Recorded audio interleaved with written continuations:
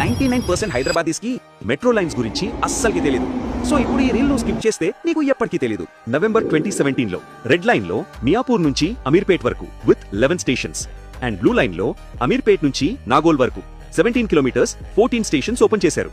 ఇంకా సెప్టెంబర్ 2018 లో extended red line from Ameerpet to LB Nagar వరకు 17 కిలోమీటర్స్ 16 స్టేషన్స్ ఓపెన్ చేశారు.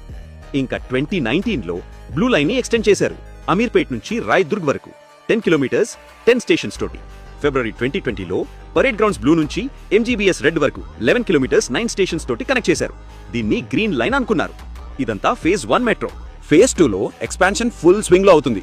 బ్లూ లైన్ లో 2 సైడ్స్ ఎక్స్టెండ్ చేస్తున్నారు. Raidurg to Neopolis 12 kilometres 10 stops and Nagole to airport 40 kilometres 9 stops. Red line లో కూడా 2 సైడ్స్ ఎక్స్టెండ్ చేస్తున్నారు. మియాపూర్ నుంచి పటాన్ చేరు 13 కిలోమీటర్స్ 10 స్టాప్స్. ఎల్బీ నగర్ నుంచి Hayathnagar 7 kilometres 6 stops. Next green line ని ఎంజీబీఎస్ రెడ్ లైన్ నుంచి రాబోయే న్యూ చంద్రయాంగుట్ట బ్లూ లైన్ కి కనెక్షన్ ప్లాన్ చేస్తున్నారు.